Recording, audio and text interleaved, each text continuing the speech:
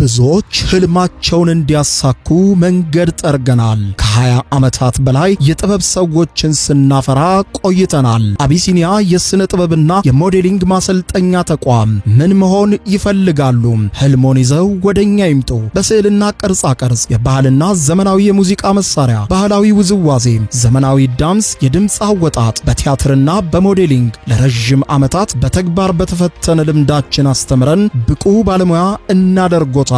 ህልሞን ለማሳካት ትክክለኛው ቦታ አንጋፋው አቢሲኒያ የስነ ጥበብና የሞዴሊንግ ማሰልጠኛ ተቋም ነው። ለህፃናትና ለአዋቂዎች በተመቻቸ ፈረቃ በብቁ ባለሙያዎች እናስተምራለን። አድራሻ 4 ኪሎ ከቱሪስት ሆቴል ወረድ ብሎ ኦሮሚያ ህብረት ሥራ ባንክ ካለበት ህንጻ ላይ ያገኙናል።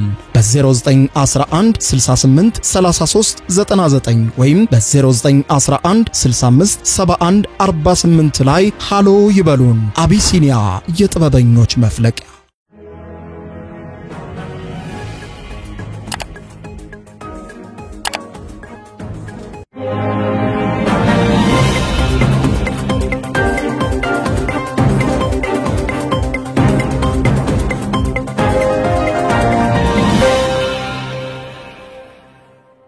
ጤና ይስጥልኝ ክብራትና ክብራን የዩቲዩብ ቻናል ቤተሰቦች፣ የሰዓቱን አጫጭር መረጃዎች ይዤ ቀርብ ያለው እስከ ፍጻሜው አብራችሁኝ ቆዩ።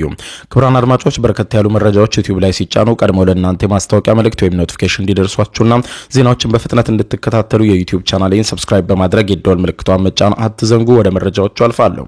በዚህ ሰዓት የመረጃ ጊዜ ሁለት ያክል መረጃዎችን አስደምጣችኋለሁ። የመጀመሪያው ትራምፕ ጉድ የሚያሰይ ንግግር መናገራቸው የመገናኛ ብዙሃን የፊት ለፊት ገጾች እየዘገቡ ነው። ይሄውም በአሜሪካ ታሪክ ታይቶም ተሰምቶም የማይታወቀውና ህጉን በማይፈቅደው ሁኔታ ህገ መንግስቱን አሻሽዬ ለሶስተኛ ዙር ፕሬዝዳንት ሆኜ በሚቀጥለው መወዳደራለሁ ሲሉ ተናግረዋል።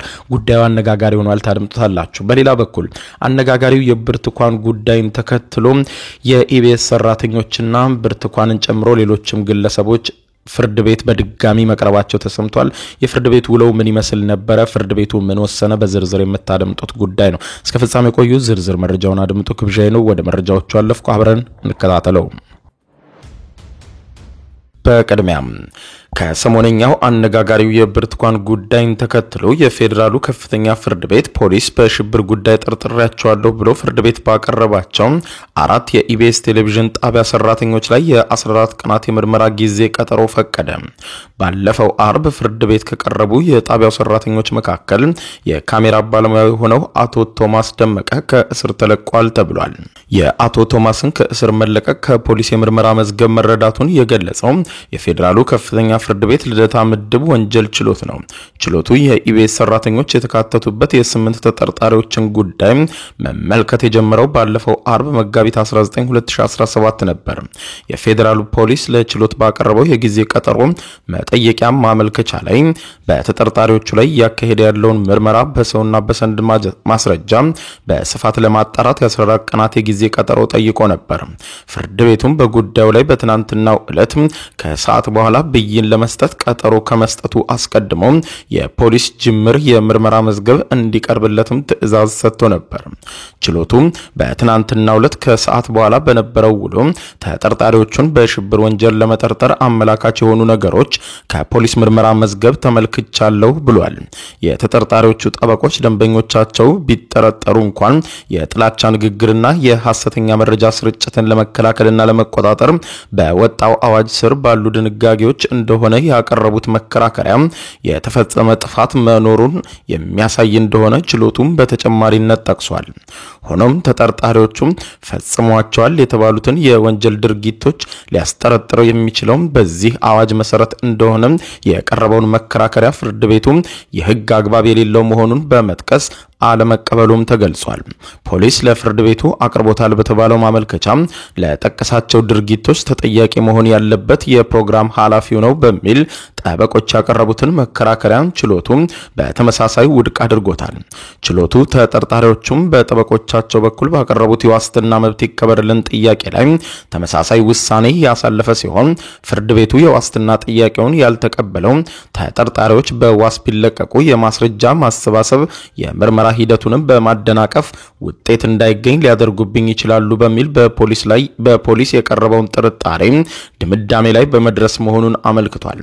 የሽብር ወንጀል ምርመራ ውስብስብነትና አጠያያቂ አለመሆኑን የገለጸው ፍርድ ቤቱ በዚህ ምክንያት ተጠርጣሪዎቹ በእስር ቆይተው ምርመራውን ሊከናወን ይገባል ሲል እስር ቤቱ በይኗል። ፍርድ ቤቱ ፖሊስ የጠየቀውን የ14 ቀናት የምርመራ ማጣሪያ ጊዜ የፈቀደው ተጠርጣሪዎቹ ከተያዙበት ቀን ጀምሮ እንደሆነ ገልጾ ለሚያዝያ 3 ቀን 2017 ዓ.ም ተለዋጭ ቀጠሮ ሰጥቷል። የፌዴራሉ ከፍተኛ ፍርድ ቤት የትናንትናውን ውሎን ከማጠናቀቁ በፊት በኢቢኤስ ቴሌቪዥን ጣቢያ በፕሮግራም ዳይሬክተርነት የሚሰራው ጋዜጠኛ ታሪኩ ኃይሌ ባለፈው አርብ በነበረው ችሎት ላይ ላቀረበው አቤቱታ ትዕዛዝ ሰጥቷል።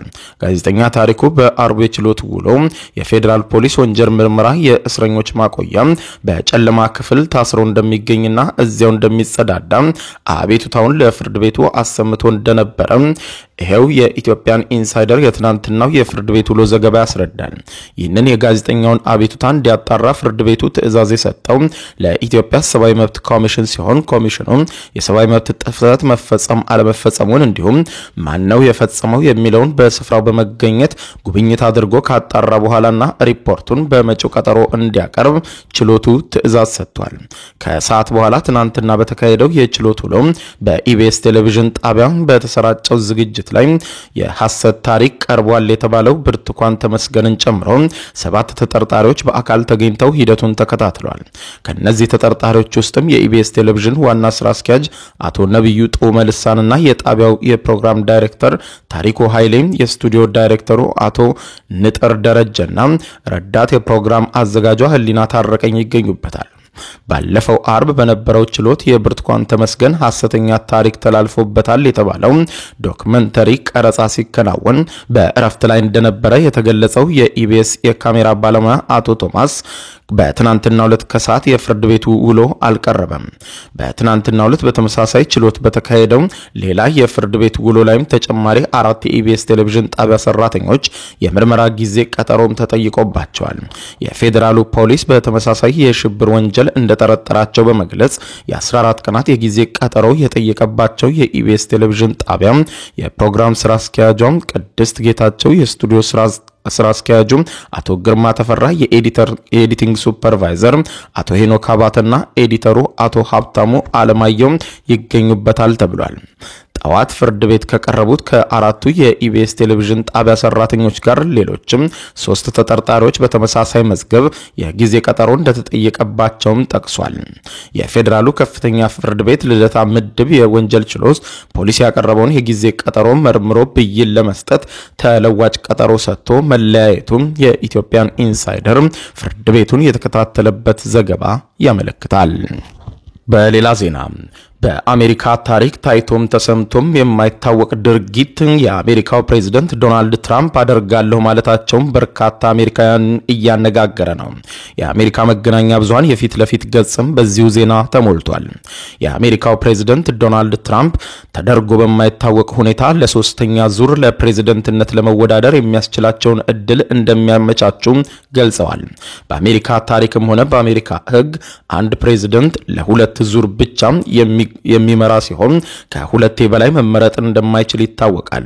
ከወራት በፊት 47ኛው የአሜሪካ ፕሬዝዳንት በመሆን ለሁለተኛና ለመጨረሻ ዙር ወደ ነጩ ቤተ መንግስት የተመለሱት ዶናልድ ትራምፕ ከወዲሁም በአሜሪካ ህገ መንግስት የተከለከለውን የፕሬዝዳንቶችን ለሶስተኛ ዙር የስልጣን ዘመን የመወዳደር ጉዳይ እያሰቡበት መሆኑንና ሁኔታዎችን ለማመቻቸት ከወዲሁ እንደሚሰሩ መግለጻቸውን በግልጽ የተናገሩ ሲሆን ከኤንቢሲ ጋር ባደረጉት ቃለ ምልልስ ለሶስተኛ ጊዜ ለፕሬዝዳንትነት የመወዳደሩን ጉዳይ እንደ ቀልድ እንደማይመለከቱትና ሐሳባቸውን ለማሳካት የሚያስችላቸውን መንገዶች ሁሉ መኖራቸውን ገልጸው ብዙ ሰዎች እንዳደርገውና ለሶስተኛ ዙር በፕሬዝዳንትነት እንድቀጥል ይፈልጋሉ ያሉት ትራምፕ ነገር ግን ለሁሉም የምላቸው ገና ብዙ መንገድ ይቀረናል፣ እናደርገዋለን፣ ለዚህ አስተዳደር ይህንን ለማሰብ ጊዜው ገና ነው ማለታቸውን የጠቆመው ዘገባው የማተኩረው በወቅታዊ ሁኔታዎች ላይ ነው ያሉ ሲሆን ለሶስተኛ ዙር ፕሬዝዳንት ሆኖ የመቀጠል ፍላጎታቸውን በሚመለከት ለቀረበላቸው ጥያቄ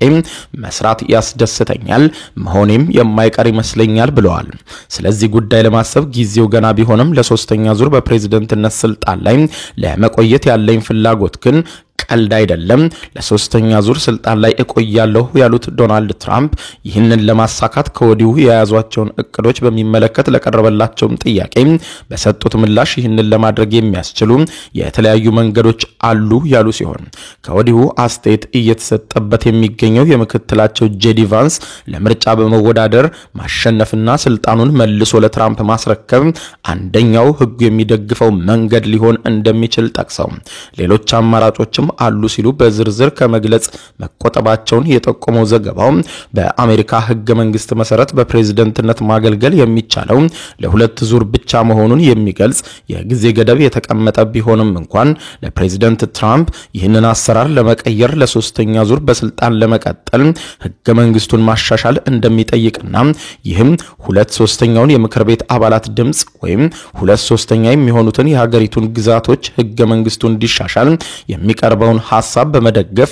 ለውጡን እንዲቀበሉ የሚጠይቅ በመሆኑ ሂደቱ ለዶናልድ ትራምፕ ቀላል እንደማይሆን ተነግሯል።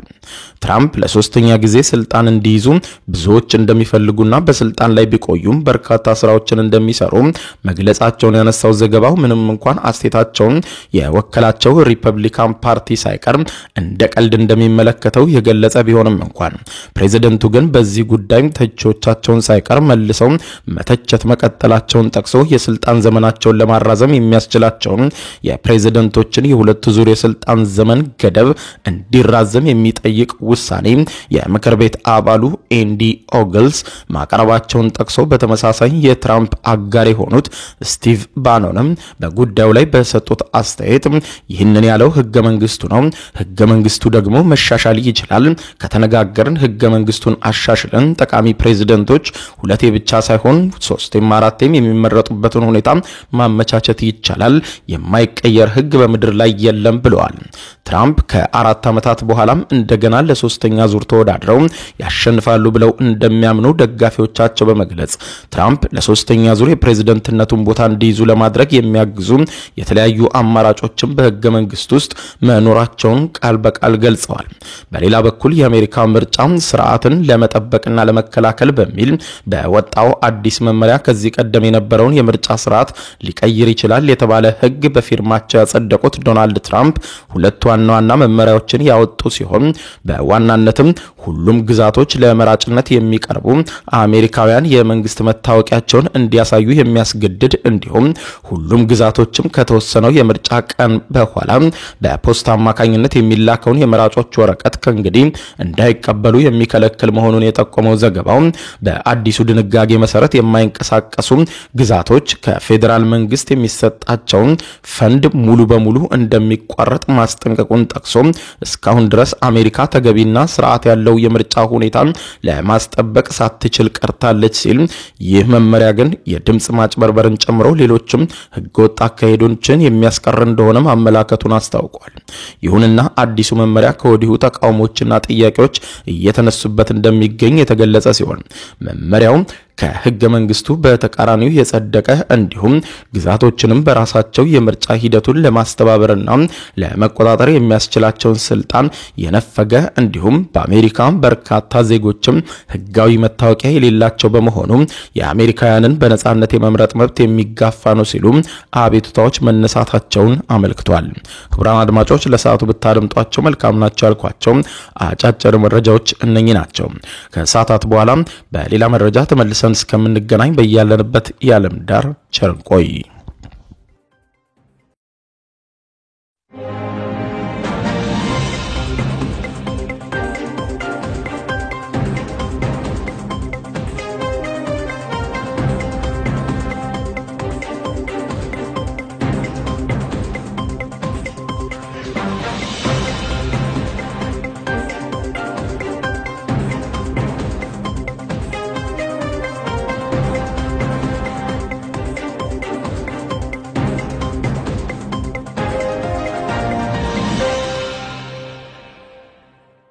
ዩቲዩብ የስኬት ሚስጥሮችን በዝርዝር የያዘው የአቤል ብርሃኑ የወይኗ ልጅ አዲስ መጽሐፍ በገበያ ላይ ዋለ። ዩቲዩብ ለመጀመር በአጭር ጊዜ ስኬትን ለመቀዳጀት አስበዋል? ዩቲዩብ ጀምረው ሚስጥሮቹ አልገባ ብለውታል? እንግዲያውስ አዲሱ በዩቲዩብ 2 የወርቅ 3 የብር ሽልማቶችን ያገኘው የአቤል ብርሃኑ የወይኗ ልጅ የዩቲዩብ ሚስጥሮች መጽሐፍ በዝርዝር ሁሉንም ያብራራሉታል። ዛሬውኑ ገዝተው ህልሞን እውን የሚያደርጉበትን የዩቲዩብ የስኬት መንገድ ይጀምሩ። በውጭ ሀገራት ለምትገኙ ከአማዞን ላይ ብታዙ በቀናት ውስጥ ደጁ ይደርሳል። የአማዞን ሊንኩን እዚህ ቪዲዮ ኮሜንት ላይ ያገኙታል። በሀገር ውስጥ ለምትገኙ በ0949 13 0000 ቴሌግራም ላይ ይዘዙ። ካሉበት ቦታ እናደርሳለን። የዩቲዩብ ሚስጥሮች ዘመኑ ጋር ተፈላጊ መጽሐፍ